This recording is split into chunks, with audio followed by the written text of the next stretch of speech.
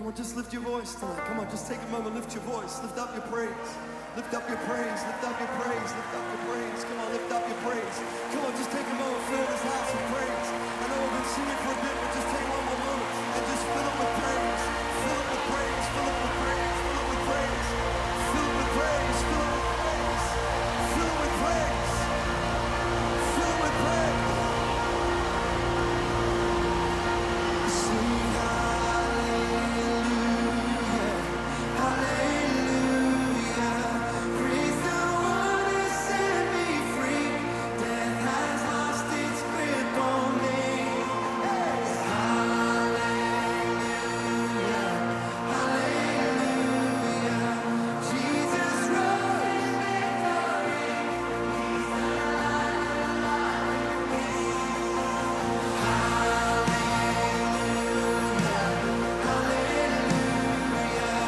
Praise the one who set me free.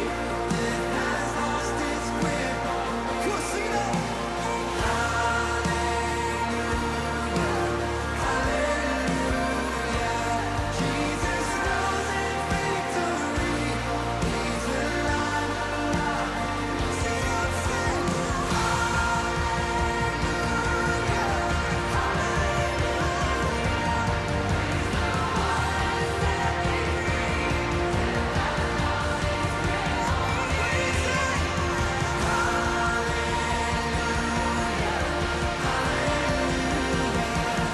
Jesus rose in victory. He's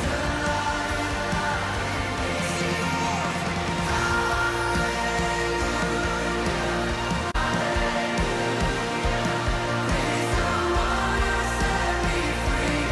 Death has lost its grip on me.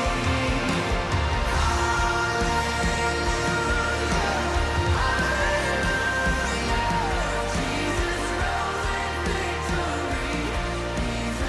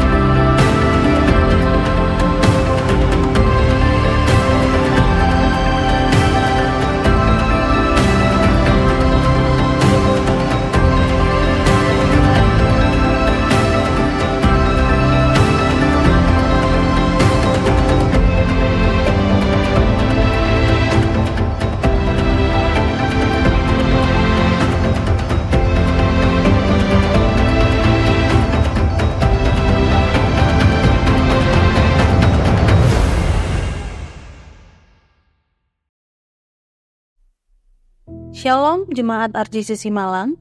Kami sangat mengapresiasi dan berterima kasih kepada warga kerajaan Allah di RJCC yang sangat antusias untuk hadir ibadah bersama dengan kami. Kami bersyukur Tuhan mempercayakan warga kerajaan Allah yang sudah hadir baik untuk ibadah raya maupun ibadah roki atau gereja anak. Kami menghimbau agar setiap warga kerajaan dapat datang 30 menit sebelum ibadah dimulai. Dengan kedatangan lebih awal, Anda dapat memilih tempat duduk dengan lebih nyaman dan turut mendukung kelancaran jalannya ibadah. Dengan penuh sukacita dan hormat, kami menghimbau Bapak Ibu Saudara sekalian untuk kembali duduk di tempat yang telah disediakan, karena ibadah RJCC akan segera dimulai. Pada kesempatan ini, mari kita bersama-sama mempersiapkan hati, pikiran, dan diri kita untuk benar-benar fokus dalam beribadah kepada Tuhan. Karena kita beribadah bukan untuk terlihat baik dan menyugup Tuhan, tetapi karena Tuhan telah menyelamatkan kita dari dosa dan kematian kekal. Marilah kita mengambil waktu sejenak untuk merenungkan betapa besar kebaikan dan kemurahan-Nya yang telah Dia limpahkan atas setiap kita sepanjang hidup kita.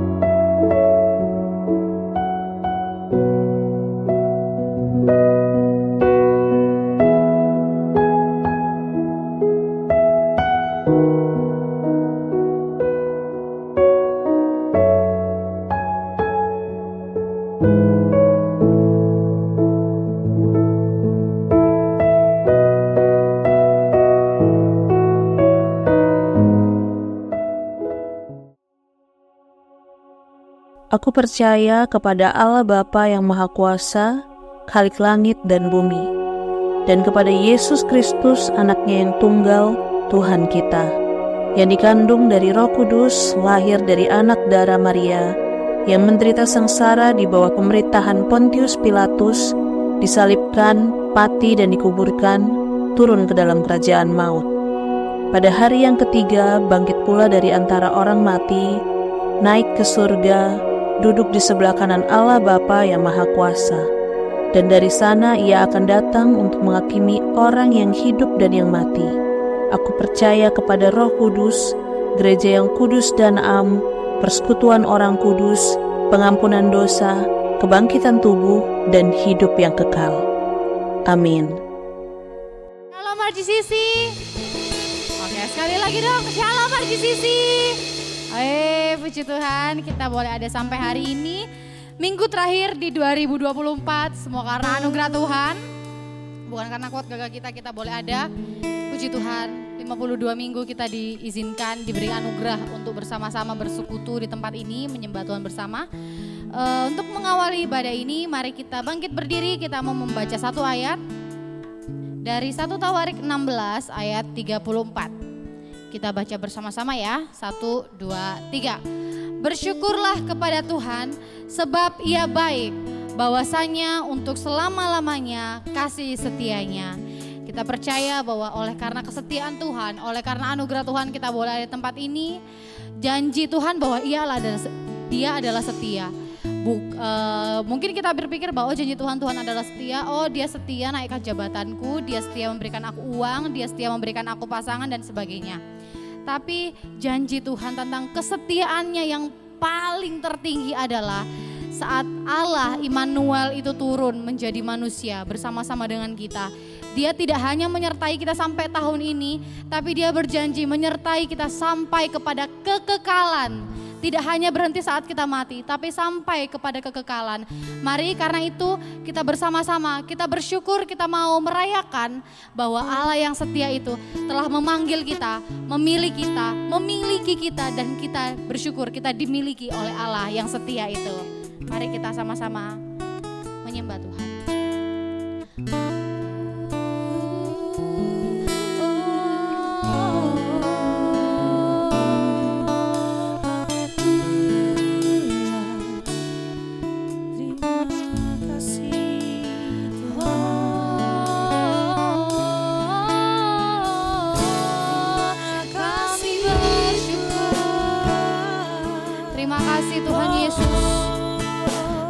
Kesetiaan-Mu yang mendahului kesetiaan kami. Kami boleh ada di tempat ini. Kami boleh merayakan kebaikan Tuhan.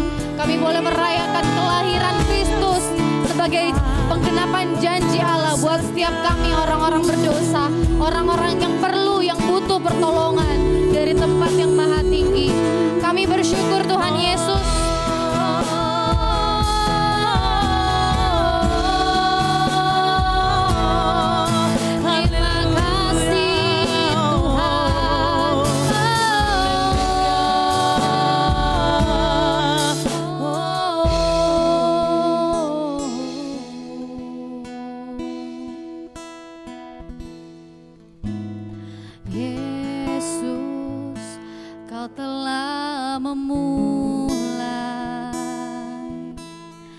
Segala yang baik dalamku, Engkau menjadikanku serupa gambaran-Mu dan berharga di mata-Mu.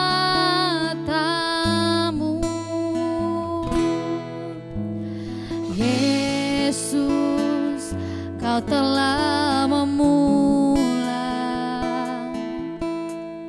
karya yang mulia dalamku. Kau berikan hidup-Mu sebagai ganti dosaku, karena kasih-Mu padaku.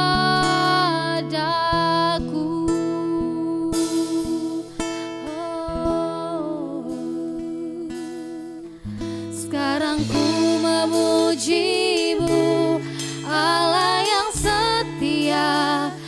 tak pernah meninggalkan perbuatan tanganmu.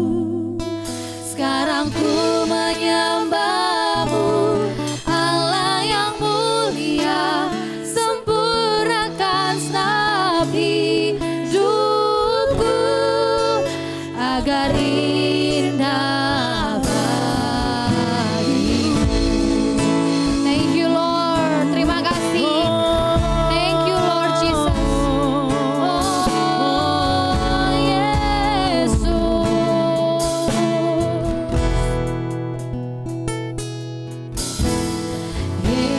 Yesus, Kau telah memulai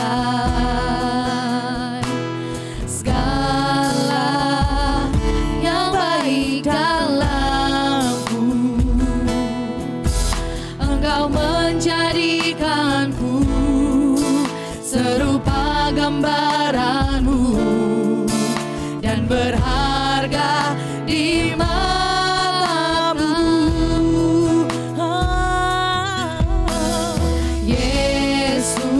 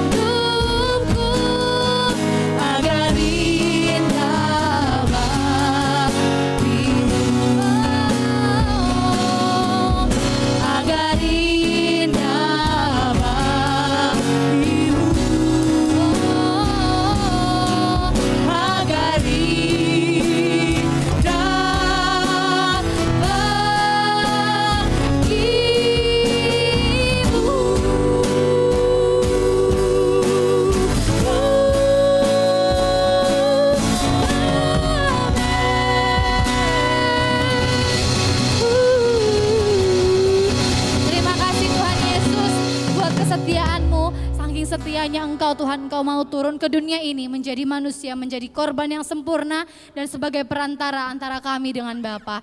Terima kasih Tuhan buat setiap kita yang sorak-sorai dan siap memuji Tuhan. Katakan amin. Oke. Mungkin ini nggak tahu ya, mungkin familiar atau mungkin belum pernah dengar lagunya, tapi kita mau belajar sama-sama bahwa apapun yang sedang kita alami, mau badai apapun yang kita alami, kita percaya bahwa Tuhan Yesus tetap pegang kendali dan menuntun langkah setiap kita. Amin.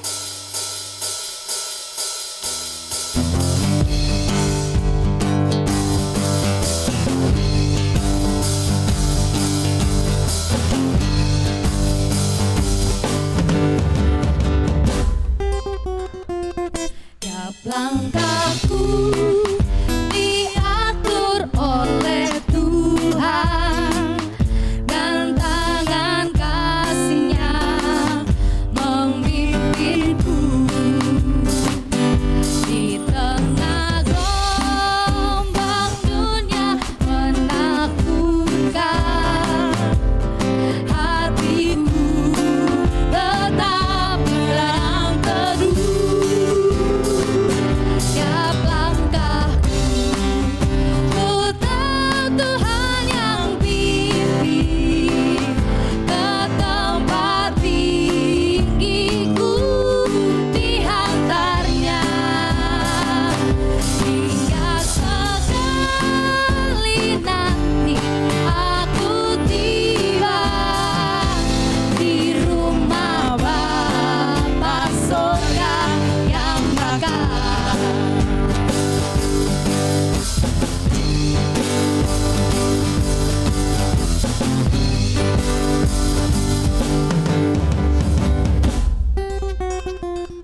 Tiap langkahku diatur oleh Tuhan dan tangan kasih-Nya memimpinku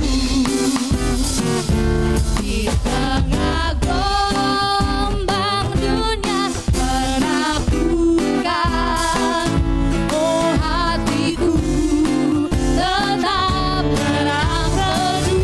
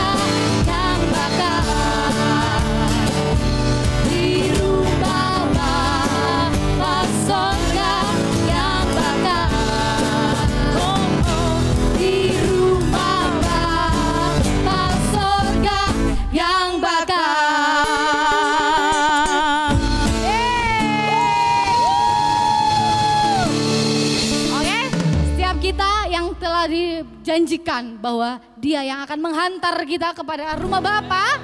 Kita mau bersorak bahwa kita bersuka cita, kita dipegang tangan kita oleh Tuhan Kristus Yesus. Amin.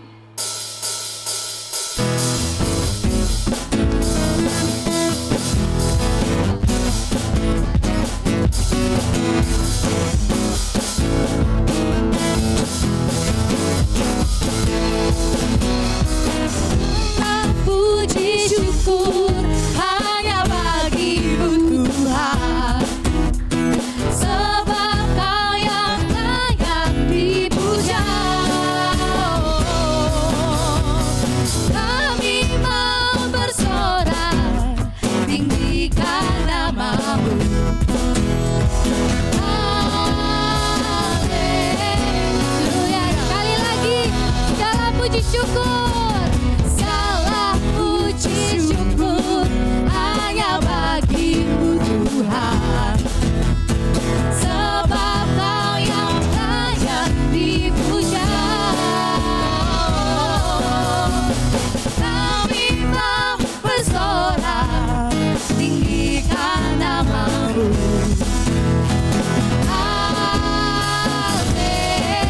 Haleluya. Soraklah, haleluya. Soraklah, haleluya. Haleluya. Glory, haleluya. Soraklah, haleluya. Soraklah, haleluya.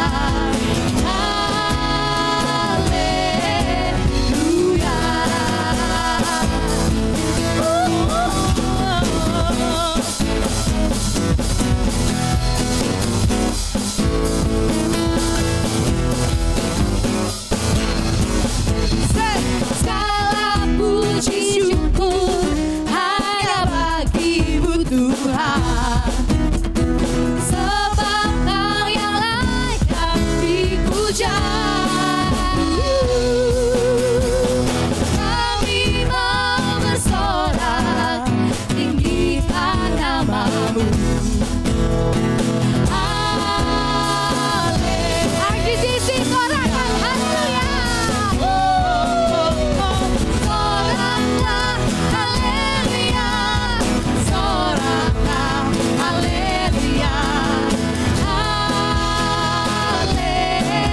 Haleluya. Glory, haleluya. Soraklah, haleluya. Soraklah, haleluya. Haleluya. Angkat tanganmu. Soraklah, haleluya. Soraklah, haleluya. Haleluya. Glory, haleluya. Soraklah, haleluya. Soraklah, haleluya. Haleluya. Soraklah, haleluya. Soraklah, haleluya. Haleluya. Soraklah, haleluya. Soraklah,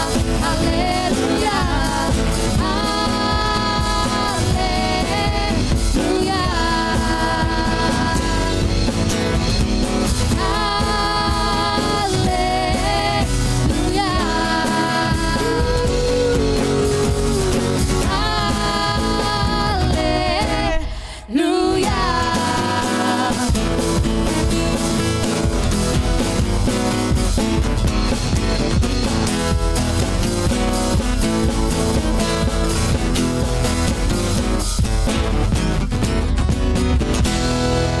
Oke. Mari Bapak Ibu Jemaat, mari kita duduk, kita mau mendengarkan doa persembahan. Shalom RGCC, tiba saatnya kita memberikan persembahan. Anda dapat memberi persembahan dengan cara mentransfer ke rekening gereja ataupun melalui QR, melalui aplikasi-aplikasi yang tercantum di samping saya. Dan jika Bapak Ibu ingin memberikan secara cash, maka Bapak Ibu bisa mengambil amplop di meja asyir di belakang. Kita memberi bukan karena kita ingin diberkati, kita memberi karena kita sudah diberkati. Sebelum memberi, mari kita semua berdoa. Bapa, kami sungguh mengucap syukur atas setiap berkat anugerah yang telah Tuhan berikan. Kami mengucap syukur karena pengorbanan-Mu di kayu salib sudah menebus dosa kami. Kami mengucap syukur juga pada kesempatan kali ini kami diizinkan untuk mengumpulkan persembahan. Kami berdoa persembahan yang kami kumpulkan dapat menjadi berkat untuk pelayanan di tempat ini, untuk mendukung pelayanan gereja di tempat ini juga. Dan kami percaya bahwa Engkau Tuhan yang memberkati setiap kami dengan berlimpah-limpah dan menjadi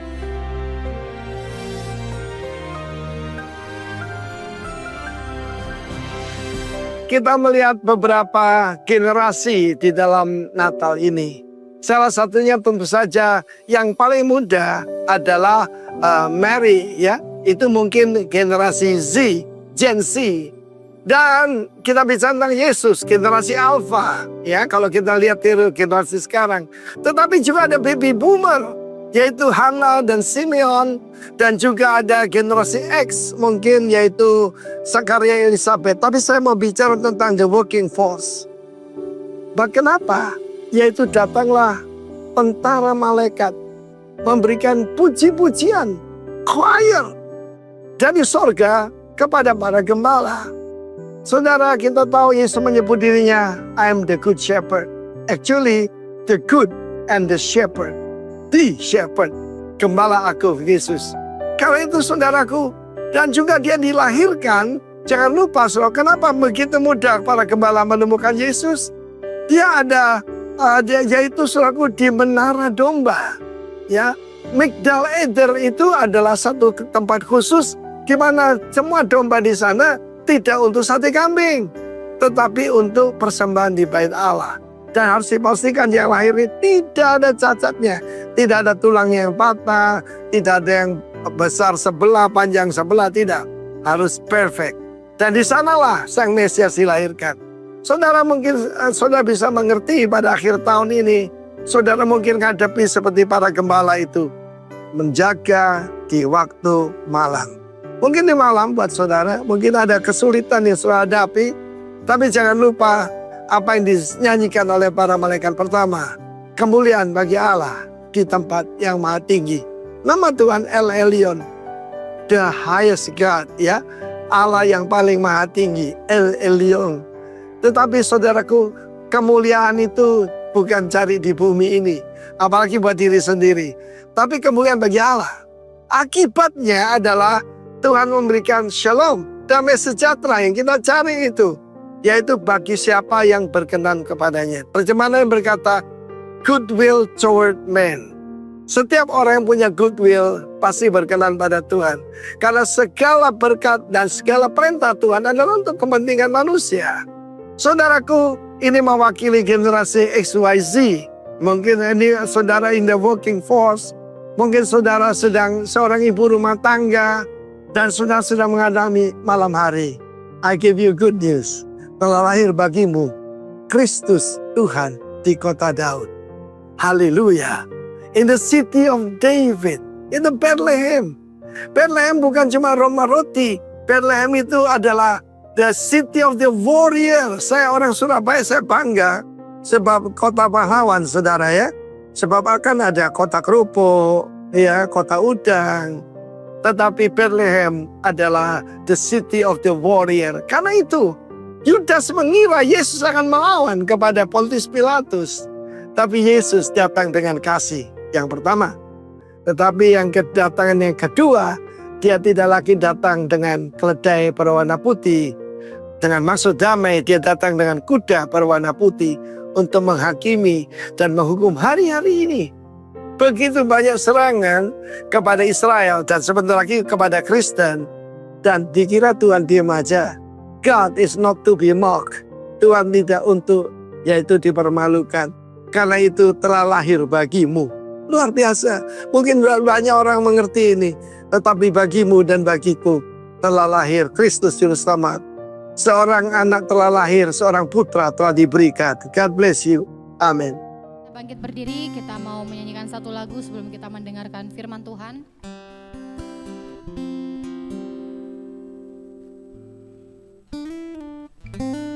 Thank you Lord. Terima kasih Tuhan Yesus.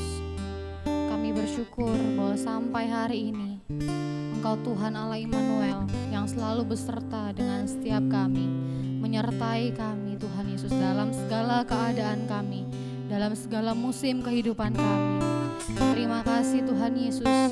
Biarlah hati kami Tuhan dalam segala keadaan boleh selalu terpesona akan Engkau Tuhan Yesus, akan kematian dan kebangkitan-Mu yang telah menyelamatkan setiap kami. Terima kasih buat kesetiaan-Mu. Terima kasih Tuhan Yesus. Dalam segala keadaan, waktu berlimpah maupun kurang, tetap Yesus yang mempesona hatiku. Dia beri damai dan kesempatan baru di setiap musim kehidupan. Waktu ku kuat maupun lemah, tetap Yesus yang mempesona hatiku. Dia beri hidup dan kesempatan baru. Sekali Yesus, selamanya Yesus, harapanku tak akan hilang, karena kasih-Nya sekarang ku ada. Oh Yesusku, ku cinta Kau selamanya.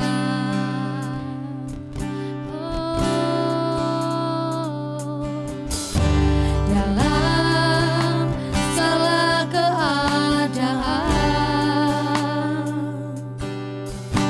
waktu berlimpah maupun kurang, tetap Yesus yang mempesona hatiku. Dia beri damai dan kesempatan baru di setiap musim kehidupan. Waktu ku kuat maupun lemah, tetap Yesus yang mempesona hatiku. Dia beri hidup dan kesempatan baru. Sekali Yesus, selamanya Yesus, harapanku takkan hilang,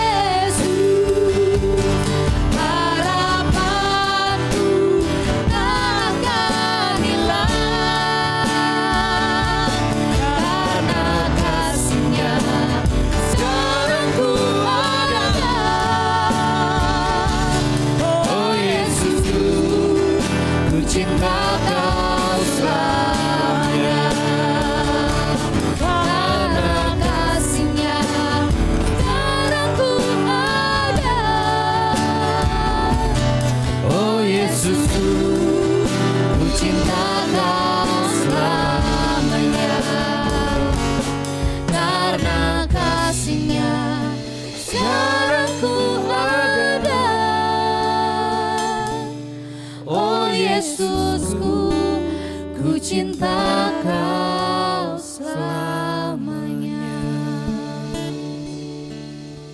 Mari jemaat Tuhan, mari kita ambil waktu kita untuk kita merendahkan diri kita di hadapan Tuhan, Juru Selamat kita, Raja kita. Dia bukan lagi anak, tapi dia duduk di sebelah kanan Allah Bapa. Dia memerintah, dia mengawasi seluruh isi dunia ini. Dia berdaulat. Sebab itu mari kita menghampirinya dengan takut dan gentar dan dengan hormat. Mari kita datang dengan kerendahan hati tersebut. Mohon ampun Tuhan atas apa yang sudah kami kerjakan yang seringkali kami melupakan Engkau, seringkali kami tidak mengandalkan Engkau, seringkali kami menuduh Engkau, seringkali kami curiga dengan Engkau. Di dalam tahun-tahun ini, di dalam minggu-minggu ini, dan bahkan sampai minggu yang terakhir ini, kami seringkali gagal mengasihi Engkau dengan sepenuh hati, dengan sepenuh jiwa, pikiran, akal budi kami. Kami manusia berdosa, kami gagal melakukannya. Kami menghampiri Engkau, mohon ampun Tuhan. Engkau Raja kami, Engkau Juru Selamat kami. Kiranya beranugerahlah, berbelas kasihanlah Engkau kepada kami semuanya. Berikan hati yang penuh sukacita karena pengampunan-Mu atas kami. Dan biarlah hati kami disegarkan kembali dengan berita anugerah-Mu yang memperbarui kami, yang menyegarkan kami kembali, memberikan kami pengharapan. Terima kasih buat kasih setia-Mu Tuhan. Engkau setia ketika kami tidak setia kepadamu. Sebab itu kami bersyukur Engkau selalu memegang tangan kami. Engkau selalu menopang kami, tidak pernah meninggalkan kami. Terpuji nama-Mu Tuhan Yesus Kristus. Dan biarlah hati kami menjadi tempat yang terbaik untuk firman-Mu. Dan biarlah pikiran, perasaan kami semuanya tertuju kepada firman-Mu. Karena firman-Mu inilah yang menjadi kekuatan ketika badai datang, ketika angin ribut datang, kami bisa tetap berdiri teguh. Kami bukan menjadi pendengar saja, tapi menjadi pelaku. Di dalam nama Bapa, Tuhan Yesus dan Roh Kudus, kami ucap syukur, kami berdoa. Yang percaya bersama-sama katakan, amin, amin. Tuhan Yesus memberkati. Silakan duduk, saudara-saudara semuanya. Kita sudah memasuki seperti tadi yang sudah dikatakan oleh SL, masuki minggu yang ke-52. Yeay, ya. Yang tidak pernah absen nanti bisa dapat hadiah, ambil hadiahnya di belakang. Stikernya sudah penuh, 52 stiker. Ya, nanti ditunjukkan ke Koko Luki, minta sepeda di belakang. Stikerku penuh, stempelnya penuh ya, 52 stiker. Nah, puji Tuhan, hari ini kita akan diperbarui kembali jiwa kita, roh kita, puji Tuhan. Ya, nah ada banyak yang berapa yang liburan, puji Tuhan. Ada beberapa yang jaga kandang di sini di Malang, enggak apa-apa juga, Tuhan tetap beserta kita. Nah, bagaimana keadaan saudara setelah hari Natal? Dan kita sekarang memasuki waktu menjelang tahun baru beberapa hari ke depan. Ya. Bagaimana perasaan saudara setelah merayakan hari Natal? Ya, ada istilah yang namanya post Christmas blues. Ya, bukan cuma mama aja yang mengalami ini ya. Ya, ada post Christmas blues. Jadi setelah sibuk dengan Natal, bersukacita dengan Natal, ketemu saudara-saudara, terus kita satu hari setelah itu bahkan bisa langsung mulai. Hati kita, perasaan kita langsung kayaknya hampa, sedih gitu ya.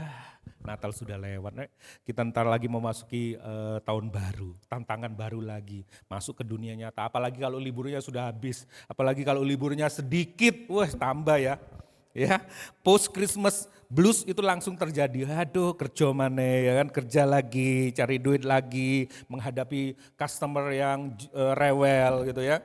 Nah, ada banyak hal ya, perasaan sedih, hampa, lelah, seringkali terjadi setelah perayaan Natal berakhir. Kita lupa dengan pesan Natal yang kemarin kita sudah terima. Kita lupa siapa yang lahir, ya, bukan cuma sekedar tokoh agama tapi juru selamat yang menebus hidup kita. Kita buyar semua, kita lupa semua.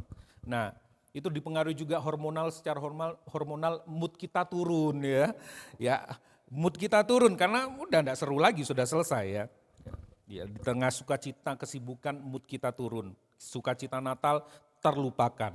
Nah, hal ini sebenarnya menyingkapkan kepada kita hati kita, siapa yang menjadi sukacita, pusat sumber sukacita di hati kita.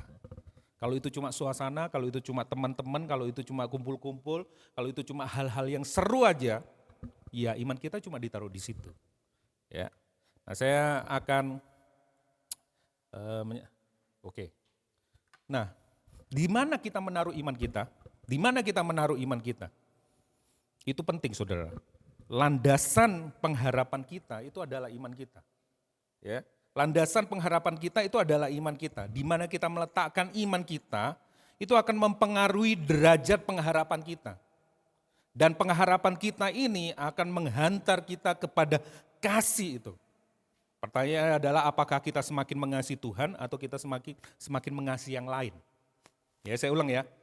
Ya, kalau kita mau berharap, harapan ini harus ada landasan. Dan landasan dari pengharapan adalah iman. Ya. Di mana kita meletakkan iman kita itu penting. Itu akan mempengaruhi derajat pengharapan kita. Dan pengharapan kita akan menghantar kita kepada kasih. Apakah kita semakin mengasihi Tuhan atau semakin mengasihi yang lain yang bukan Tuhan. Nah, kita akan membaca satu firman Tuhan, merenungkan firman Tuhan di 52 minggu yang terakhir ini ya. Ya, minggu yang terakhir di tahun ini. Ya.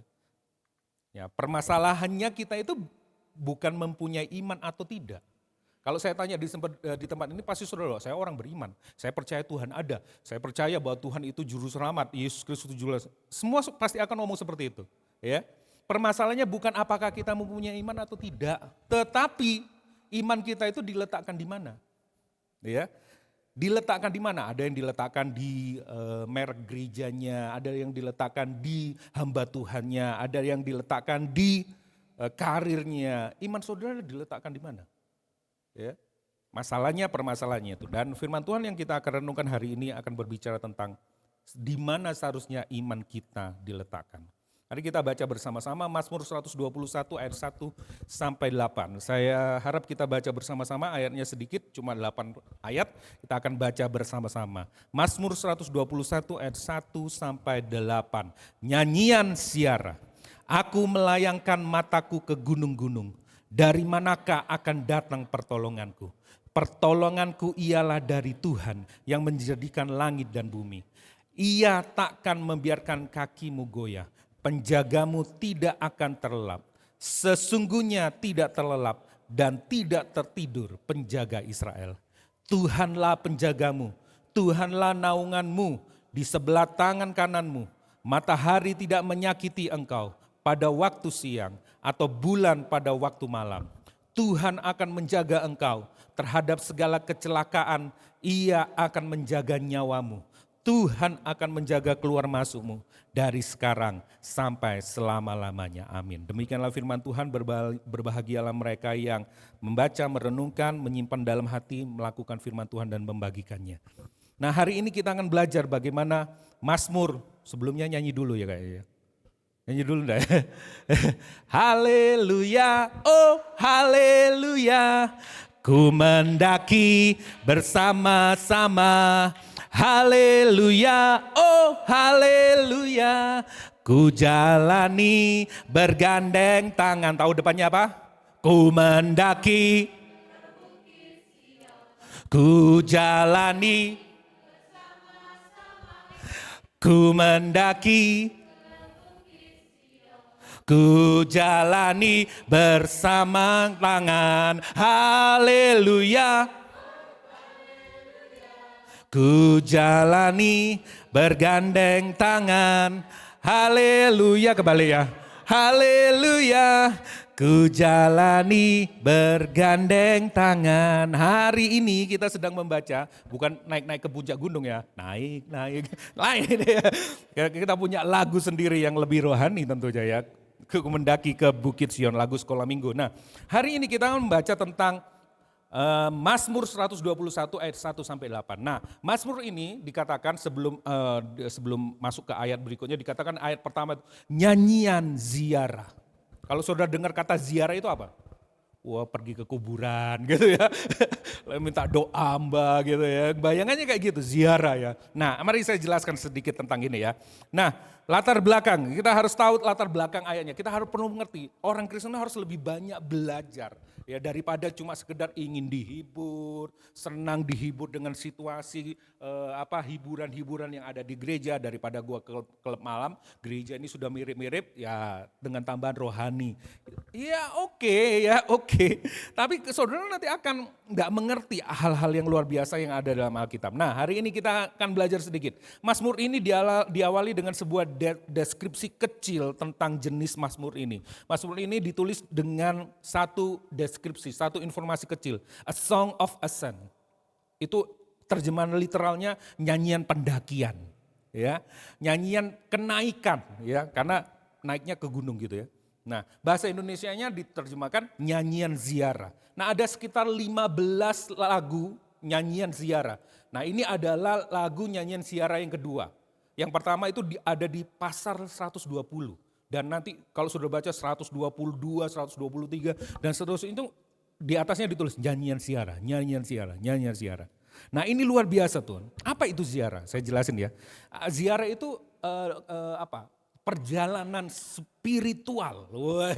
Perjalanan spiritual, berkunjung ke tempat-tempat yang suci atau mulia, yang akan memberikan makna moral atau makna spiritual. Nah, seperti hari ini kan, perjalanan ziarah. Ya, ada haul ya di depan ya.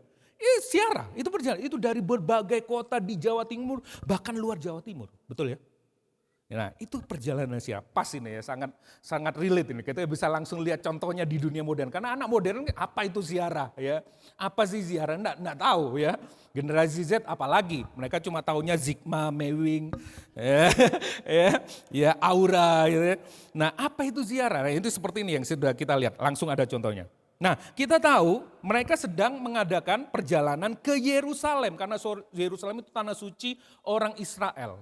Orang Yahudi, nah seperti sekarang kita bisa beribadah di mana saja, ya di sini, ada yang di mall, ada yang di tempat lain. Tapi pada waktu itu pusat penyembahan, pusat ibadah itu Yerusalem.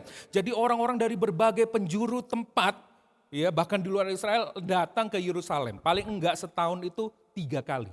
Ya mereka merayakan Paskah, mereka merayakan Pentakosta, ya perayaan 7 minggu, perayaan Sukot, perayaan Pondok Daud, mereka datang ke situ. Dan bayangin kayak seperti sekarang ini belum seberapa, itu rame banget Yerusalem. Dan saudara harus tahu, waktu pergi ke Yerusalem itu tidak seperti sekarang jalan yang rata, ada tol ya. Kita tidak bisa bayangin itu, makanya kita perlu membayangkan perjalanan mereka itu adalah perjalanan yang membutuhkan effort yang sangat lebih, tidak seperti sekarang.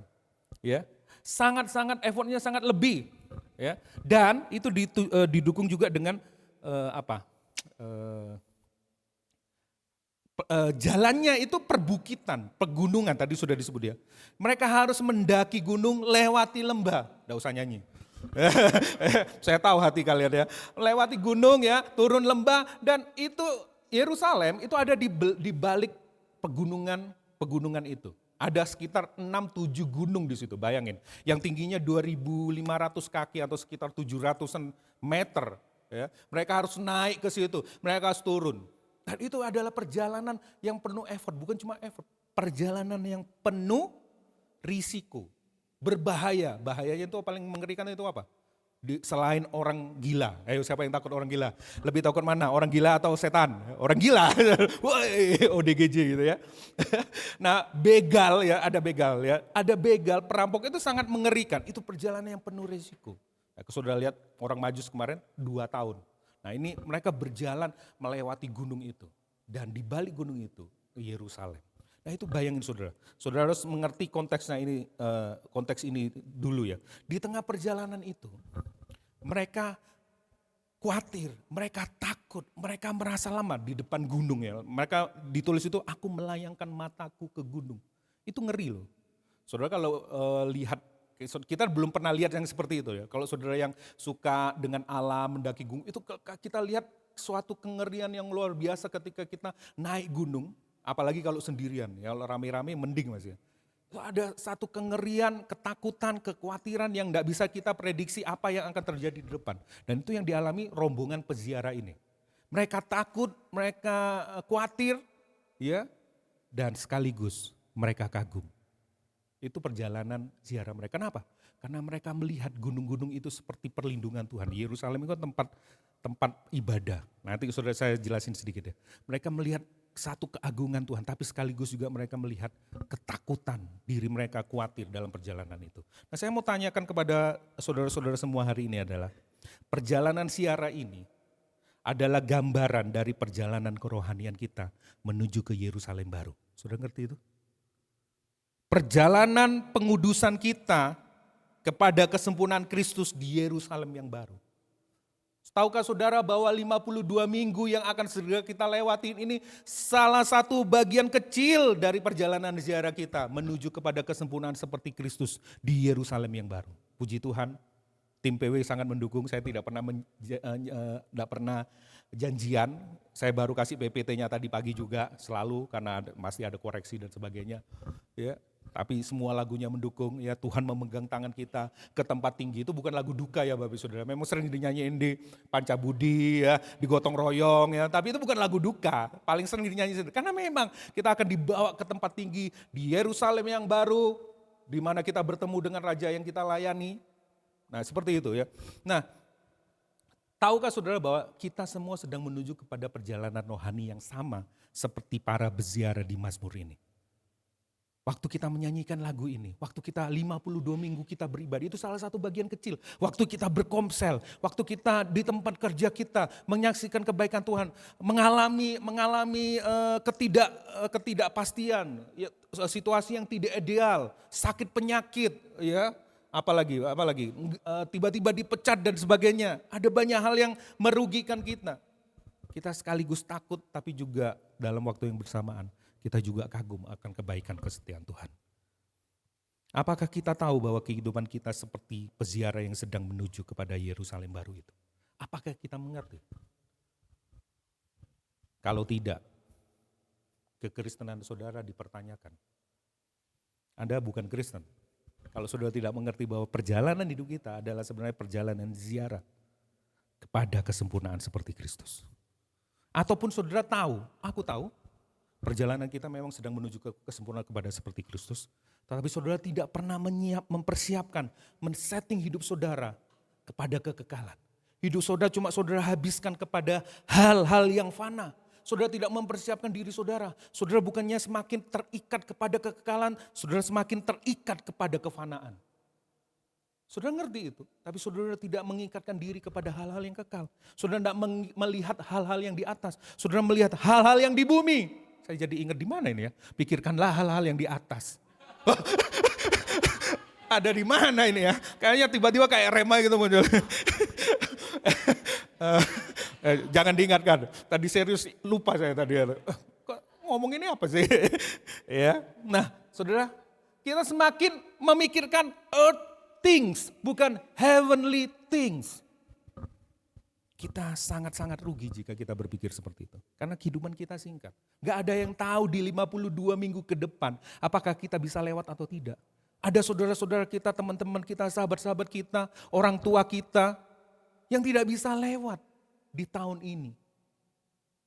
Saudara sadar gak sih? Oh saya masih muda, saya masih sehat. Otot saya six pack nih. Ya, gak ada.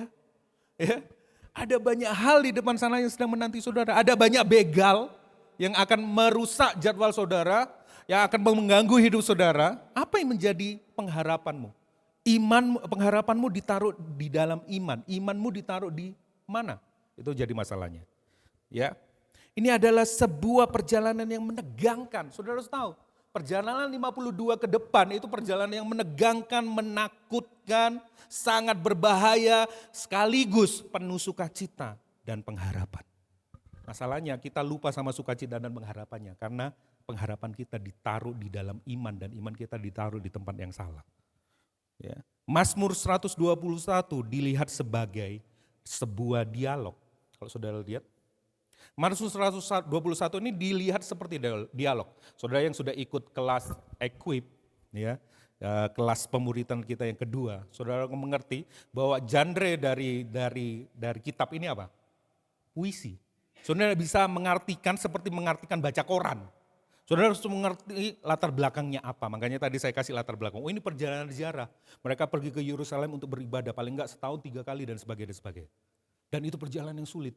Nah ini kalau saudara lihat, kalau saudara bedah kata-katanya itu seperti dialog. Ya, bagian yang pertama itu seperti orang yang peziarah yang tidak berpengalaman.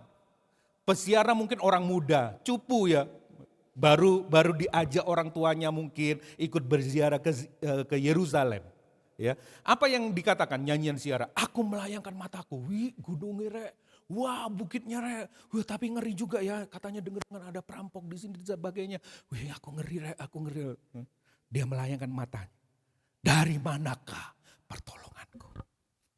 Dan dia jawab sendiri self-talknya dia, pertolonganku ialah dari Tuhan yang menjadikan langit dan bumi. Bagi orang Israel, kata Tuhan ya, creator yang menjadikan langit dan bumi, heaven and earth, itu sudah biasa. Saudara pernah dengar di mana ini kata-kata ini? Setiap pagi sebelum ibadah ada pengakuan iman rasuli.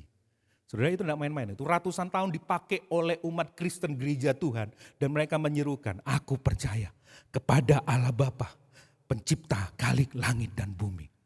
Itu bukan cuma sekedar dimasukkan di sini supaya gaya-gayaan, bukan saudara. Supaya saudara baca, makanya jangan terlambat datangnya ya. Saudara baca, diucapkan di mulut supaya masuk ke dia pencipta langit dan bumi. Tapi ini masih secara transenden. Transenden itu secara jauh, secara luas, ya belum imanen. Imanen itu secara pribadi. Tapi oke lah, ya peziarah ini ngakui bahwa tidak ada pertolongan lain di bawah langit ini selain Allah pencipta langit dan bumi. Dia khawatir, tapi dia tahu ada Allah pencipta langit dan bumi. Bagaimana dengan saudara? Siapa pertolongan saudara? Saudara pernah mengalami ketakutan? Apa yang ada di dalam hatimu? Self-talk apa yang ada dalam hatimu? Jawaban apa yang di dalam hatimu ketika engkau melihat bukit-bukit, tantangan-tantangan, gunung-gunung ini menggambarkan hal itu. Aduh, ada banyak hal yang tidak bisa aku prediksi, antisipasi dan sebagainya. Jawaban saudara, Tuhan siapakah penolongku? Apa yang saudara dengar dalam hati saudara? Apakah saudara cari si itu supaya bisa menolong engkau? Cari hamba Tuhan ini supaya engkau bisa menerima nubuatannya, supaya engkau bisa dapat sesuatu. Apakah saudara dalam hatimu muncul? Dialah penolongku, Allah pencipta langit dan bumi. Ya, ini obrolan yang pernah, coba bayangin. Nah obrolan yang kedua itu adalah 3, 4, sampai 8. Dikatakan langsung berubah bahasanya kan. Kalau tadi, aku melayangkan mataku ke gunung-gunung, aku pertolonganku ialah. Tapi ayat ke-3 sampai 8, ia tak akan membiarkan kamu. Seperti ada orang lain, ada kelompok lain yang bicara kepada kelompok yang pertama, betul ya? Saudara baca nih, ini seru ya. Ia tak akan membiarkan kakimu goyah, penjagamu tidak akan terlelap. Sesungguhnya tidak terlelap dan tidak tertidur penjaga Israel. Tuhanlah penjagamu, Tuhanlah naunganmu, di sebelah tangan kananmu. Matahari tidak akan menyakiti engkau pada waktu siang dan atau bulan pada waktu malam dan sebagainya. Langsung berubah. Ya. Itu ada banyak penafsir suara ayat 3 sampai 8 ini seperti suara lain. Orang-orang yang bersama-sama kelompok berziarah ini yang juga ngomong dalam batinnya, Tuhanlah penolongmu, Tuhanlah penjagamu.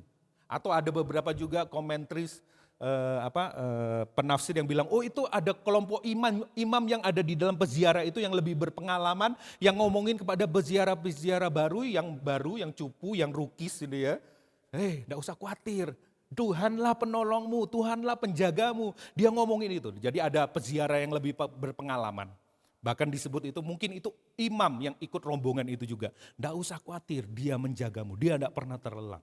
Atau orang-orang kelompok teman-temannya sendiri yang satu kelompok yang lagi berjalan bersama-sama. Nah waktu mereka menuju ke Yerusalem, mereka menyanyikan lagu-lagu ziarah ini. Ya melihat gunung mereka nyanyikan lagu itu. Belum lagi nanti pasal-pasal berikutnya juga nyanyian ziarah. Mereka nyanyikan lagu itu sampai mereka sampai ke Yerusalem. Nah, saya akan membahas 2 dialog ini. Ya. Yang pertama itu adalah dialog yang pertama, dari manakah pertolonganku? Yang kedua dialog yang kedua itu adalah percayakan hidupmu pada Tuhan. Mari kita belajar dialog yang pertama. Ya. Dialog yang pertama. Ya ini ya, saya sebut dulu ya.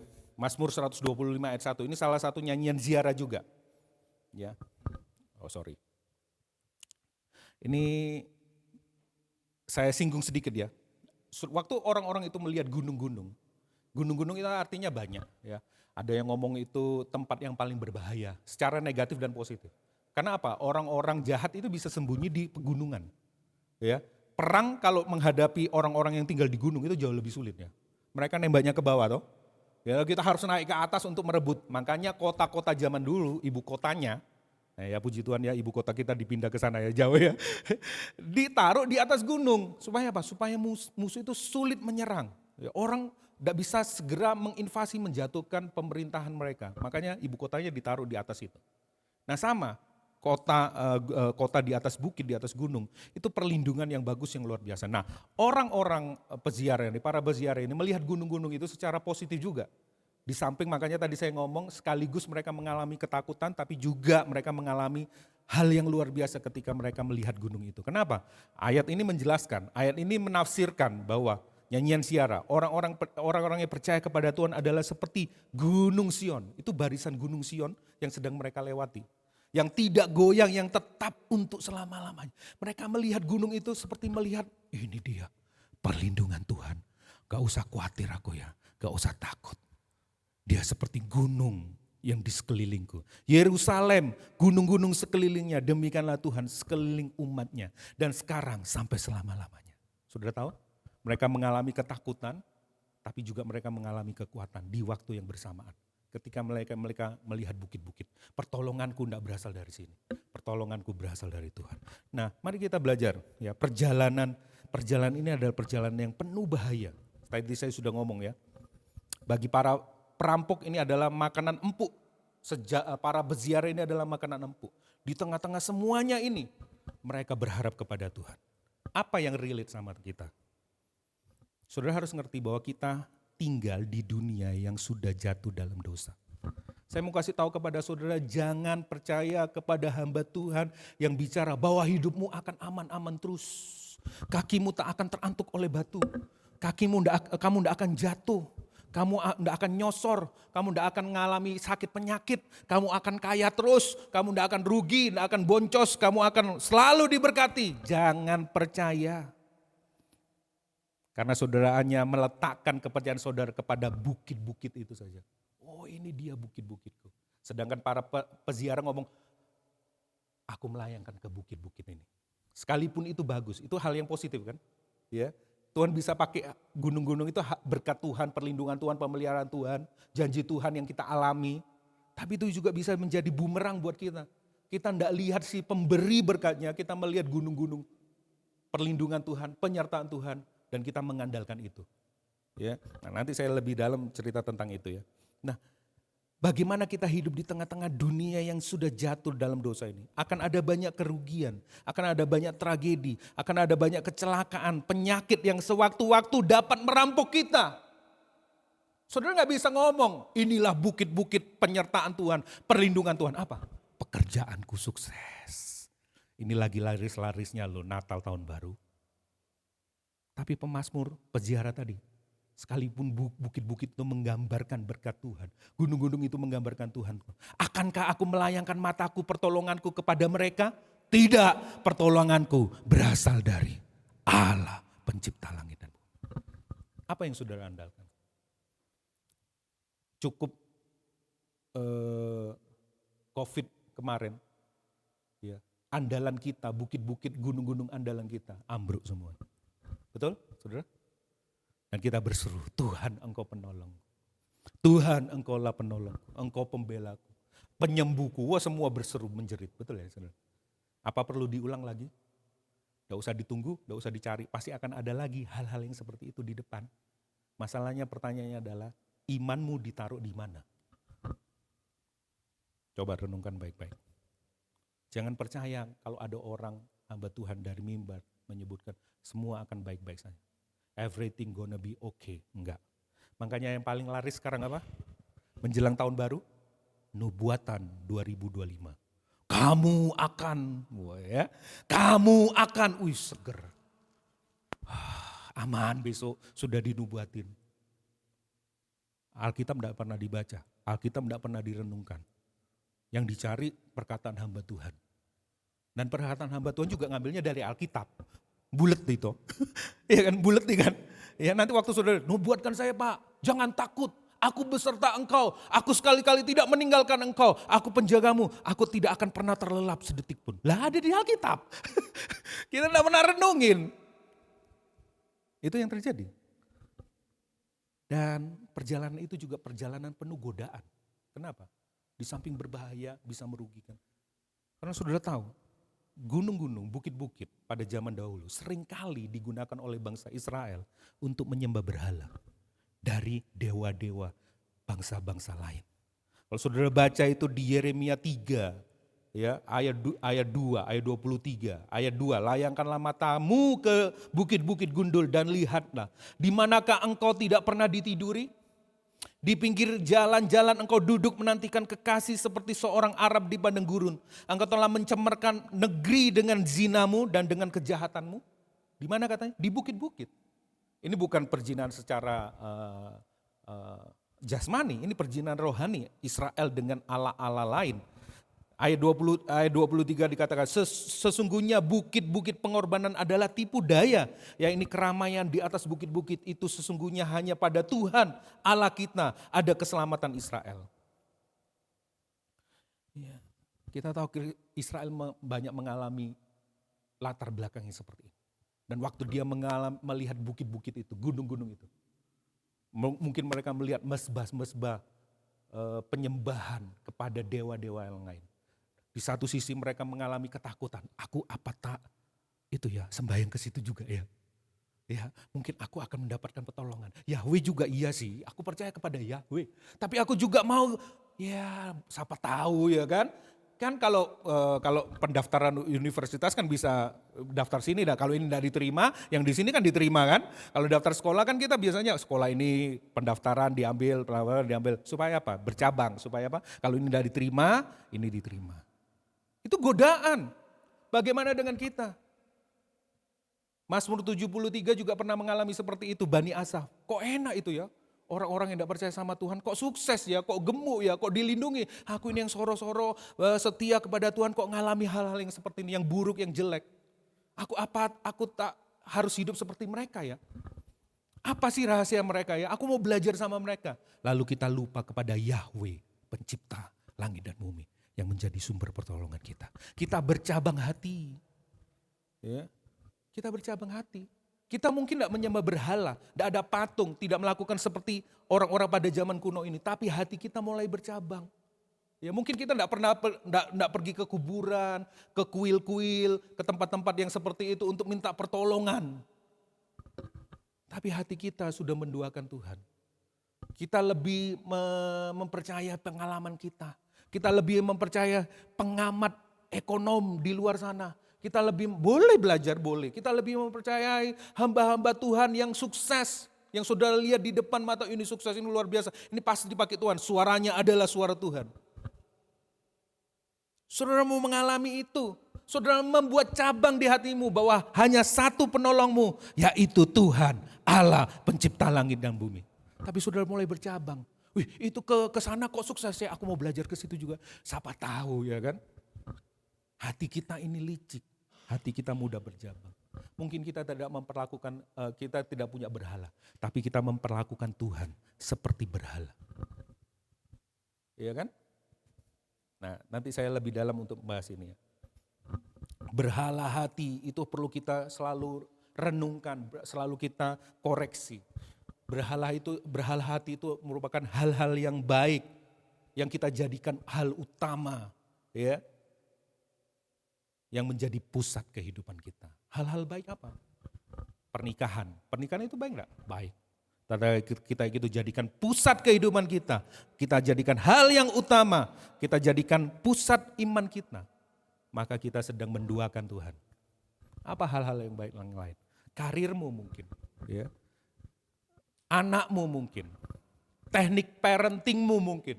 Oh aku sudah mengajarin anak ini, pasti anakku sukses. Itu menjadi bukit-bukit, gunung-gunung pertolonganmu.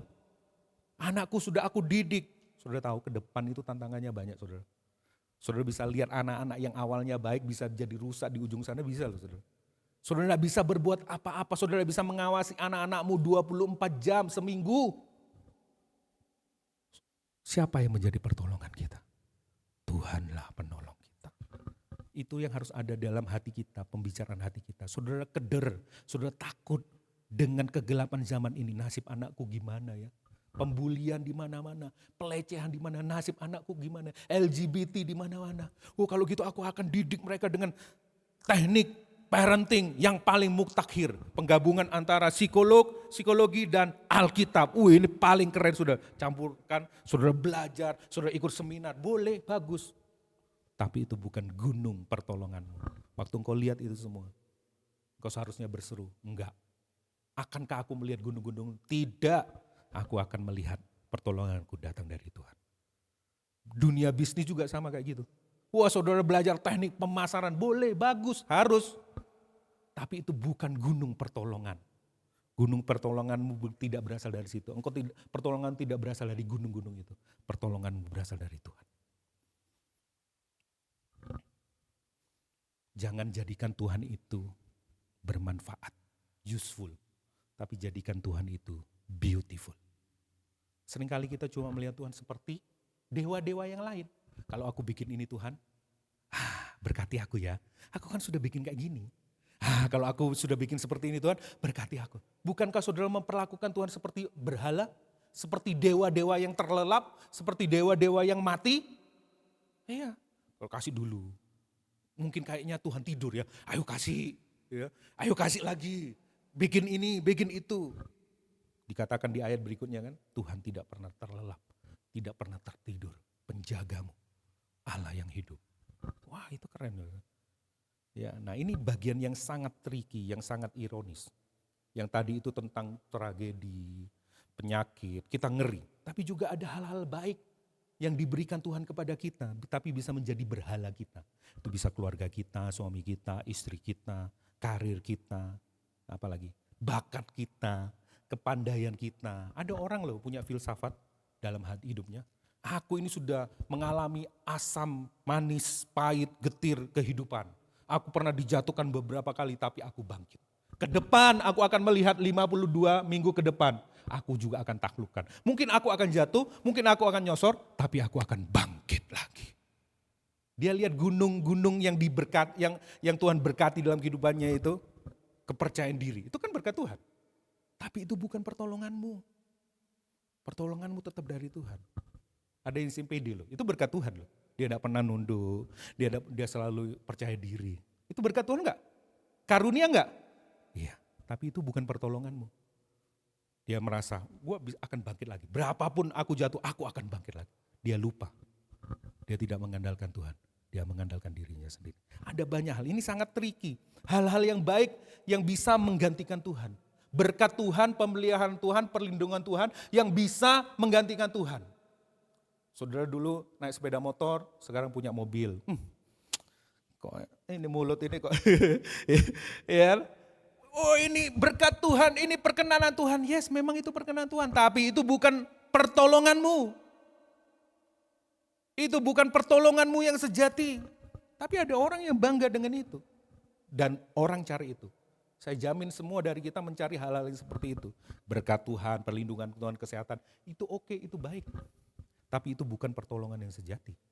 Itu bisa diambil kapan saja oleh Tuhan.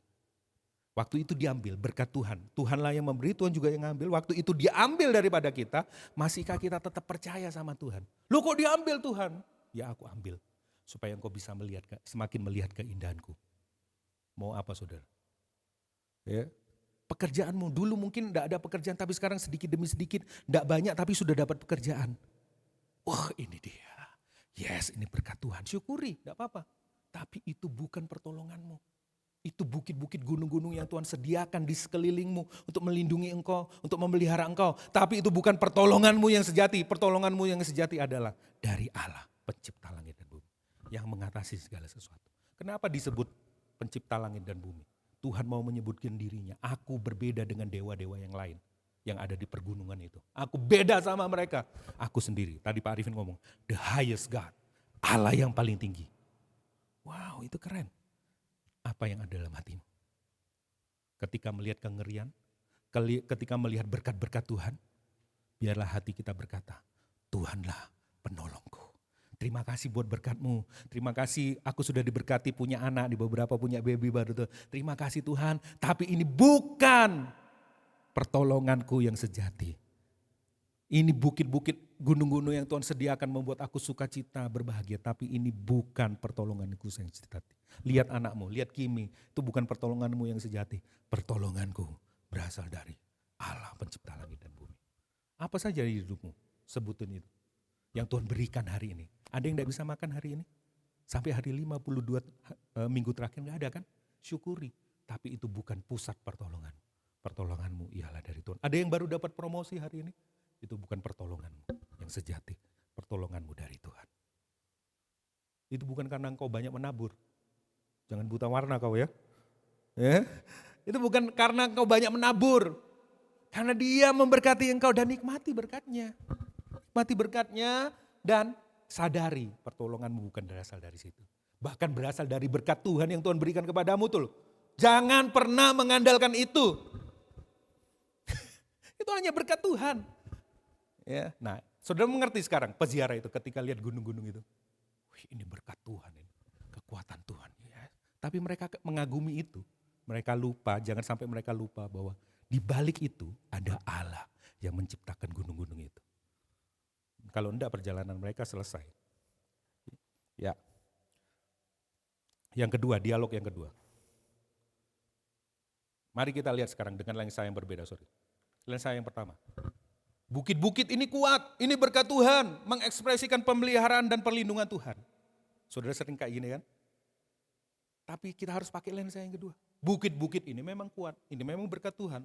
Tetapi bukan disitulah kepercayaanku. Ini yang paling tricky di sini. Kepercayaanku hanya pada Tuhan. Banyak kan sekarang di akhir tahun ini mencari hal-hal yang membuat kita aman. Yakin bahwa ke depan tidak akan ada apa-apa. Aku akan aman, aku akan sehat. Berkat-berkat Tuhan. Ini dari hamba Tuhan nubuatan, aman aku. Bukan, pertolonganmu berasal dari Tuhan. Lensanya pakai lensa yang kedua. Bagaimana Tuhan memberkati saudara hari ini? Itu bukan pertolonganmu yang sejati. Pertolonganmu berasal dari Tuhan. Sekarang obrolan yang kedua, dialog yang kedua. Iya, ini. Saudara tadi saya sudah baca. Pertama, ada 3 paling enggak. Pemeliharaan dan perlindungan Tuhan bersifat konstan. Dikatakan ia tak akan membiarkan kakimu goyah. Tuhan tahu bahwa kita ini kok lemah. Kaki kita sering gemeter menghadapi dunia yang jahat, yang rusak ini. Kaki kita gemeter. Kita juga sering jatuh berkali-kali tidak setia dengan Tuhan. Betul ya. Kaki kita goyah, kita nyongsop berapa kali. Tapi dikatakan penjagamu tidak akan terlelap. Dikatakan tidak akan. Tidak sedetik pun tidak akan terlelap. Sesungguhnya tidak terlelap dan tidak tertidur. Penjaga Israel. Kenapa kok kita butuh tidur? Karena kita lemah, kita butuh tidur. Ada yang sini enggak tidur? Enggak, kita butuh tidur. Itu kelemahan kita, tetapi Tuhan bukan kita. Tuhan tidak pernah tertidur. Dia selalu menjaga. Kalau orang menjaga menara di kota di atas, kalau dia tertidur, hukumannya mati. Karena apa? Kota itu akan diserang dan musuh akan masuk. Tapi ingat, di tengah-tengah dunia yang jahat, yang goncang ini, yang waduh, tidak karu-karuan, yang menggetarkan jiwa kita, yang bikin ciut nyali kita. Ada janji Tuhan, konstan, Dia tidak pernah tertidur dan terlelap. Ini janji Tuhan. Dia bukan hari ini setia, besok tidak mood, bosan ambil anak ini. Aku berkati hidupnya gitu-gitu aja. Ya, aku berkati dia kalau ibadah tidak sungguh-sungguh, masih lihat-lihat HP, scroll IG, ya main game, aku bosen lah. Enggak, aku setia loh. Sekalipun kamu enggak setia. Aku enggak pernah terlelap loh. Kamu tertidur, bisa diserang musuh kapan saja lah. Ya kan, penyakit jantung bisa kita dapat waktu tidur. Mati gitu tiba-tiba. Kebakaran rumah tiba-tiba. Apa aja bisa terjadi. Tapi aku enggak pernah terlelap. Aku selalu menjagamu. Kadang-kadang kita jatuh. Seringkali kita jatuh. Tapi sekali-kali kita enggak pernah terlempar dari kapal. Gelombang angin ribut itu bisa membuat kaki kita goyang. Bisa huek-huek mabuk, betul ya? Aduh cukup. Badai hidup ini bisa bikin kayak gitu. Tapi kita tidak pernah sekali-kali terlempar dari kapal kasih karunia. Karena yang menopang iman kita itu kapal itu. Tangan Tuhan sendiri. Engkau bisa jatuh tapi engkau jatuh di tangan Tuhan. Engkau bisa kelimpungan, geliengan ya. Mabuk darat, mabuk lautan itu ya. Ya. Tapi engkau sekali-sekali tidak pernah ditinggal. Kenapa? Engkau jatuh di tangan Tuhan yang memegang menuntun engkau. Itu janji Tuhan buat 2025. Dia tidak pernah terlelap. Dia konstan. Dia selalu. Tapi kok hidupku tidak berubah? Belum berubah. Dia konstan. Dia selalu berserta kita. Dia Immanuel. Berikutnya, pemeliharaan dan perlindungan Tuhan bersifat menghibur. Dia bukan cuma lihat, melek, liatin kita. Enggak, dia menghibur kita. Dikatakan 56, ayat 56. Tuhanlah penjagamu, diulang berkali-kali itu loh. Tuhanlah naunganmu. Tahu naungan? Di padang gurun, kalau panas terik matahari, kalau kita ada bayangan, itu bisa kita apa? Ngiup. Aduh seger. Jiwa kita ini dibesarkan sama Tuhan kita ketika kita mengalami kegagalan, kerugian, kedukaan. Dia bukan cuma melihat masalah kita. Dia juga menghibur kita. Dia naungan kita di sebelah kananmu. Kenapa dipakai kata sebelah kanan? Orang perang zaman dulu itu paling enggak kalau yang normal yang pada lazimnya sebelah kiri itu tameng, dilindungi. Tapi ada satu bagian yang tidak terlindungi mana? Tangan kanan. Itu pun bagian kelemahan kita, bagian terlemah kita yang tidak terlindungi. Tuhan juga sudah cover. Akulah naunganmu, akulah pelindungmu. Dikatakan matahari. Ya, kenapa kok berhubungan dengan matahari bulan? Karena Tuhan juga mau ngomong, aku beda sama orang-orang di sekelilingmu.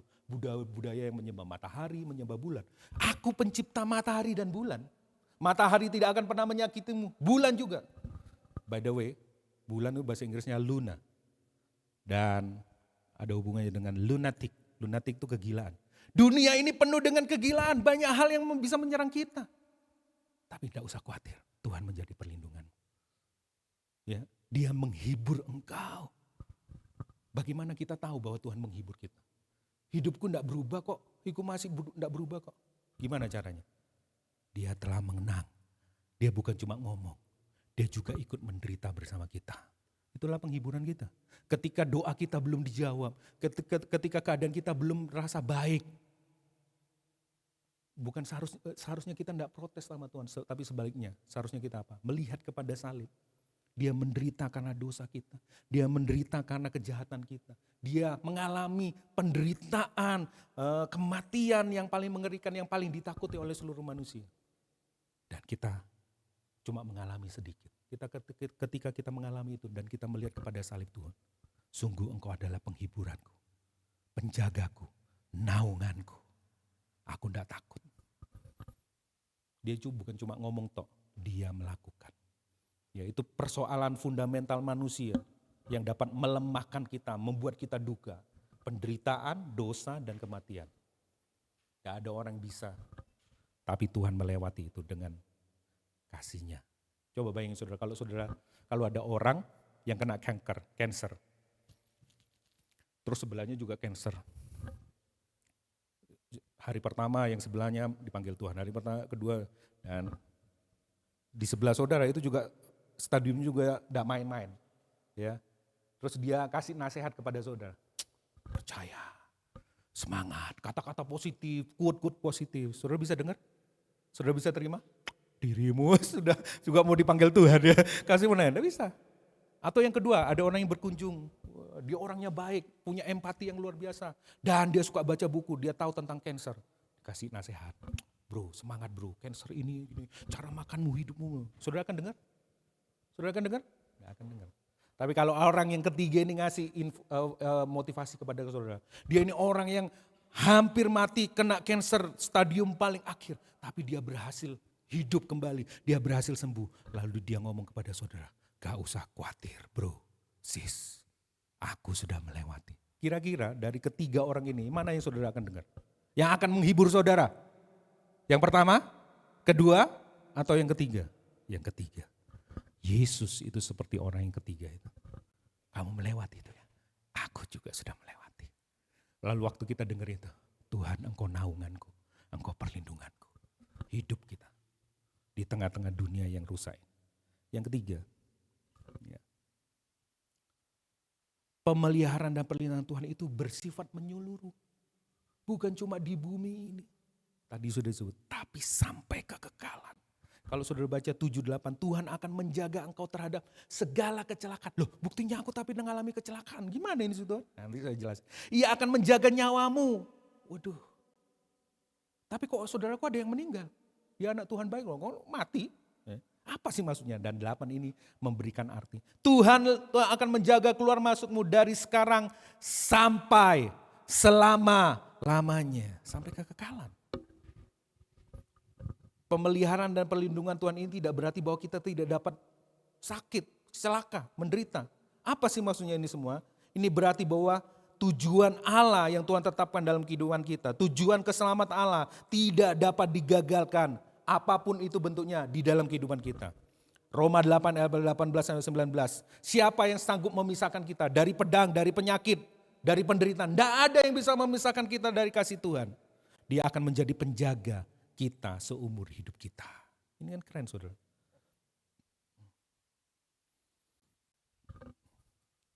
Dan menariknya yaitu, ini berita Injilnya. Saat pemasmur melayangkan matanya ke pegunungan Sion, maka beratus-ratus tahun berikutnya, sampai ribuan tahun ke depan, ada satu pribadi yang pernah memberikan hidupnya di puncak bukit Golgota. Ya, disalibkan karena ke pelanggaran kita, karena dosa kita. Di puncak pegunungan Sion itu, Tuhan memberikan anaknya yang tunggal, menjadi solusi kehidupan kita. Dia adalah Mesias, dia adalah Kristus, Sang Firman yang menjadi manusia. Di dalam dialah ada pertolongan yang sejati bagi hidupan kita. Inti dari Mazmur 121 adalah di tengah berbagai persoalan hidup, setiap orang percaya akan hidup dengan berkemenangan. Karena dia sudah menjaminnya. Dia sendiri yang datang. Dia sendiri yang ada di bukit itu. Dan dia sendiri yang akan menjadi pertolongan kita. Bagaimana ini mengubah seluruh hati kita, hidup kita.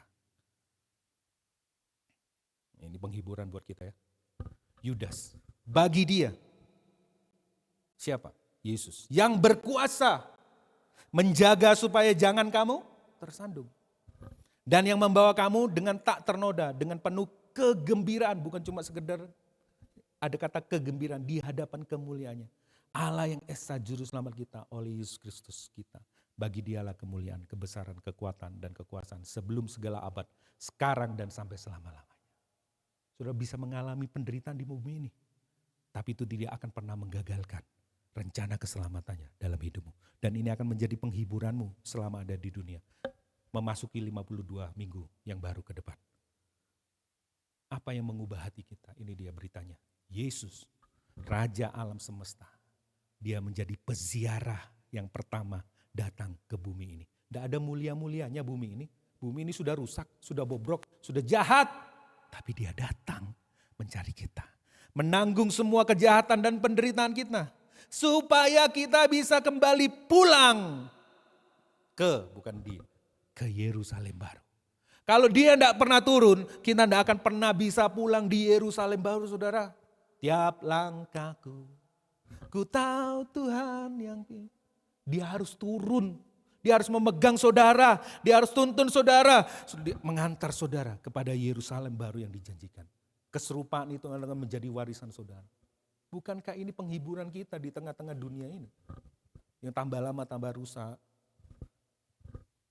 Coba renungkan. Dia turun menjadi peziarah ke bumi ini. Dia mati di bukit-bukit itu. Di salah satu bukit yang mereka lewati itu. Bukit Tengkorak. Untuk menembus saudara saya. Supaya saudara bisa melewati semuanya di muka bumi ini. Itu yang mengubah hati kita seharusnya. Berikutnya. Yesus, anak tunggal Bapa, tidak mendapat perlindungan dan pertolongan. Ketika dia berdoa kepada Bapaknya, ditolong sama Tuhan. Tidak. Di atas bukit Tengkorak dia berseru, tidak ada pertolongan. Di Getsemani pun dia berdoa, tidak ada pertolongan. Tidak dijawab doanya. Malah sebaliknya ia disakiti, ia mendapat celaka karena siapa? Karena pemberontakan kita. Supaya kita mendapat pemeliharaan dan perlindungan dari yang jahat sampai selama-lamanya. Bukankah ini mengubah hati kita? Kita tidak enak sedikit langsung menjerit. Tuhan jahat. Tuhan tidak setia. Ini harusnya mengubah hati kita. Dia setia. Dia minta kepada, dia anak tunggal Bapa yang tidak pernah memberontak loh. Kalau kita memberontak, sering memberontak, tidak setia, ya wajar lah kalau tidak ditolong sama Tuhan. Betul? Tapi dia loh, dia taat, anak tunggal Bapa yang paling dikasihi. Waktu dia berdoa, doanya ditolak. Supaya saudara dan saya menerima keselamatan. Refleksi hati, sudah selesai. Pemeliharaan dan perlindungan Tuhan apakah yang diberikan kepadamu sehingga kamu mengizinkannya menjadi pengganti Tuhan? Ayo, apa itu? Pemeliharaan dan perlindungan Tuhan apakah yang diberikan kepadamu sehingga kamu mengizinkannya? Kita yang mengizinkan menjadi pengganti Tuhan. Menjadi sumber pertolongan kita. Kalau itu ada, mari kita bertobat. Perjalanan kita masih panjang, ada 52 minggu ke depan. Tapi dia tidak pernah terlelap, dia tidak pernah tertidur. Saya kasih tahu kepada saudara. Karena Kristus, kematian tidak lagi menjadi ketakutan. Itu hanya seperti tidur panjang, beristirahat bersama dengan Tuhan di kekekalan. Tapi tambah Tuhan, itu akan menjadi kehidupan yang paling mengerikan setelah kematian. Dia rela menjadi tidak terlelap. Satu kali dia terlelap, tidur waktu dia jadi manusia di kapal ketika badai mengancam, betul ya? Tuhan, Tuhan kenapa kamu tidur, kok enak-enak tidur, apakah engkau tidak peduli dengan kami? Sama persis seperti kita. Tuhan kok tidur sih? Padahal janji Tuhan, aku tidak pernah tertidur. Waktu Yesus tertidur, sekalipun tertidur, dia tetap pegang kendali. Mereka lupa bahwa dia juga Allah. Sekalipun fisiknya tertidur, tapi dia tidak tertidur. Siapa yang merencanakan perjalanan lewat danau itu? Tuhan. Apakah Tuhan bakalan tahu akan ada badai? Tahu. Justru dia bisa tidur, rest di dalam kehendak Bapa. Justru murid-muridnya yang tidak bisa. Itu menunjukkan, mengajarkan kepada kita.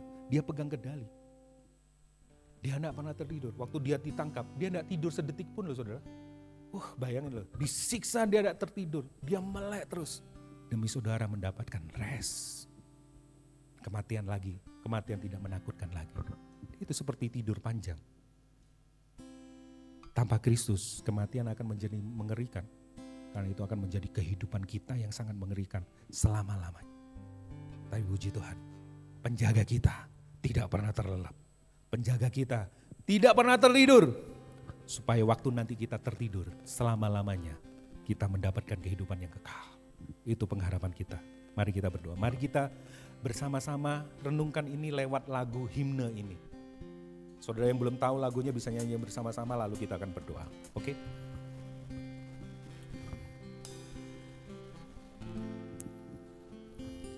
What gift of praise is Jesus my Redeemer? There is no more for heaven now to give. He is my joy, my righteousness and freedom, my steadfast love, my deep, my boundless peace. To this I hope, my hope is only Jesus. For my life is wholly bound to thee. Oh, how strange and divine, I can sing. All is mine and not I, but through Christ in me. Biarlah Injil menghangatkan hati kita. And our is blood, But I am not forsaken. Ada kalanya malam menghampiri kita. For by my Kegelapan side, menghampiri kita. the Savior, He Tapi jangan lupa lives. Dia selalu beserta kita, bahkan tinggal di dalam kita. Mungkin kita lemah, kaki kita goyah. Tapi sekaligus kita berpengharapan. His power is displayed. To this I hope, my shepherd will defend. Dia gembala yang baik. To the deepest Valley he will lead. Oh, the night. Dia telah mengalahkan kegelapan yang paling gelap. Oh, yeah. Tapi bukan karena kita, tetapi karena Kristus di dalam kita. Oh. No fear I take, I know I am forgiven. The future sure, the price has been paid. For Jesus bled and suffered for my pardon, and He was raised to overthrow the grave. To this I hold, my sin has been defeated. Jesus now and ever is my peace. Oh, the chains are real. I can see, I am free and alright, but through Christ. Tuhan, Tuhan, kami butuh Engkau. My help comes from the Lord. I long to follow Jesus. Selama kami masih bernafas, kami mau mengikuti Engkau Tuhan. That He will bring me. Suatu saat Engkau akan membawa kami pulang. And day by day I will. Engkau memperbaharui kami dari sehari ke sehari, sampai kami nanti berdiri dengan sukacita di hadapan tahta-Mu. To this I hold, my hope is only Jesus. All the glory, seluruh isi dunia ini tidak bisa mewakilinya Tuhan. When the race is complete, still my lips have repeat, yes, Lord, I to Christ in to this I hope, my home is only Jesus. All the glory evermore to Him. Ketika pertandingan ini selesai, bibir kami masih menyanyikan hal yang sama. Yeah, no life but through Christ in me. When the race is complete, still my lips shall repeat, yet no life but through Christ in me. Yet no life but through Christ in me. Yet no life but through Christ in me.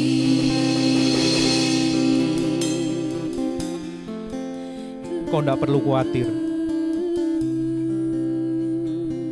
Ketika melihat gunung-gunung, perbukitan itu, ada satu peziarah yang sangat berpengalaman yang berseru kepadamu, Tuhanlah yang menjadi penjagamu, Tuhanlah yang menjadi naunganmu, Tuhanlah menjadi perlindunganmu yang sejati.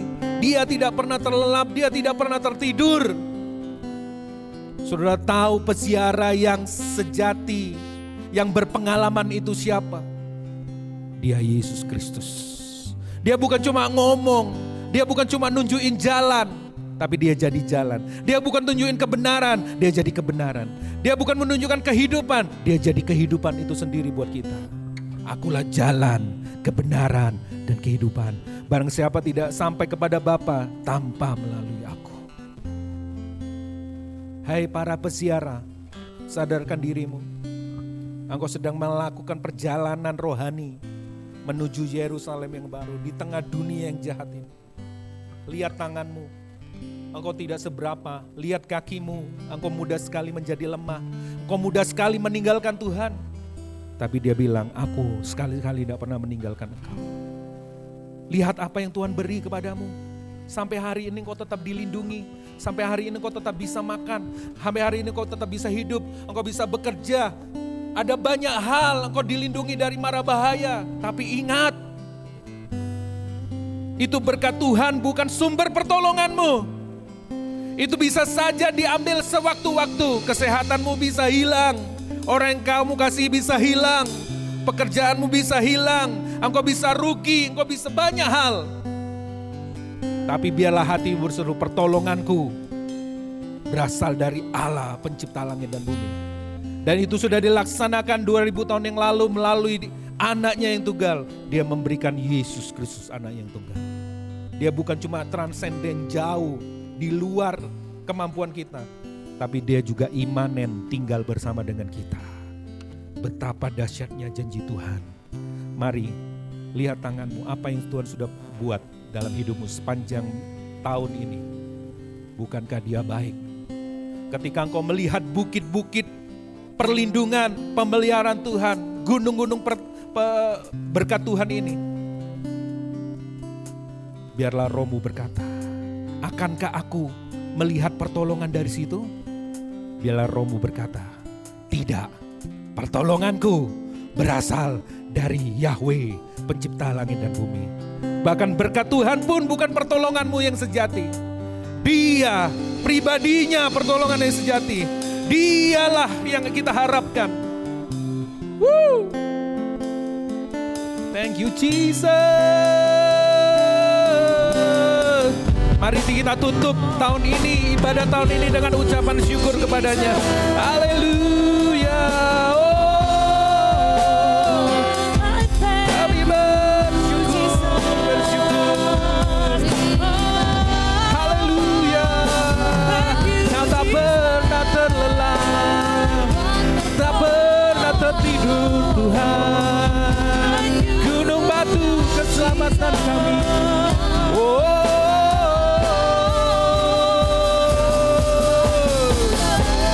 Selalu bersama, selalu memegang tangan kami. Tak pernah meninggalkan, tak pernah tertidur. Kau menguatkan kaki yang goyah, kau memegang tangan yang lemah.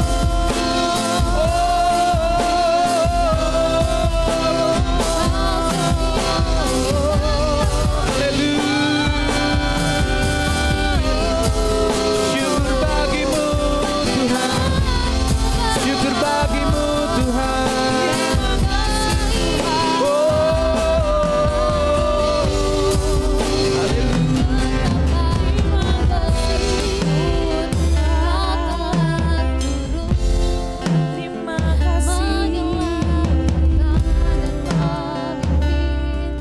Ada beberapa banyak dari kita memiliki pengalaman-pengalaman penyangga-penyangga hidupnya diambil oleh Tuhan. Support-support hidupnya diambil oleh Tuhan. Supaya engkau mengerti bahwa pertolonganmu bukan berasal dari orang tuamu, saudaramu, kekasihmu. Pertolonganmu berasal dari Tuhan. Dan Dia sudah buktikan. Dia setia. Walaupun kita tidak setia. Makasih Tuhan. Hari ini kami yakin bukan dengan kekuatan kami sendiri. Kami akan memasuki tahun 2025. Bukan karena nubuatan manusia. Bukan karena pesan motivasi manusia.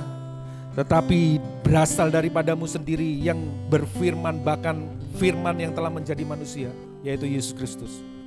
Kami yakin, kami mantap menghadapi tahun 2025. Kami tidak takut. tidak gentar. Mungkin kami bisa takut, bisa gentar, tetapi Allah selalu menyertai kami.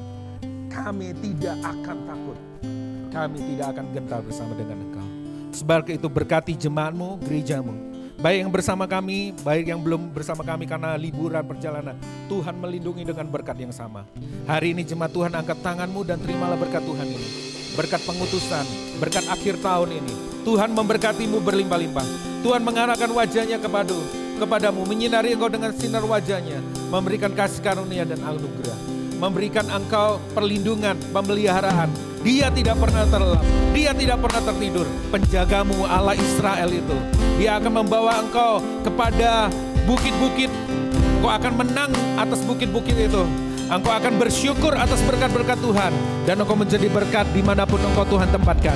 Baik itu di sekolah, di kampus, di kantormu, di pabrikmu, di tempat kuliahmu, dimanapun kau berada.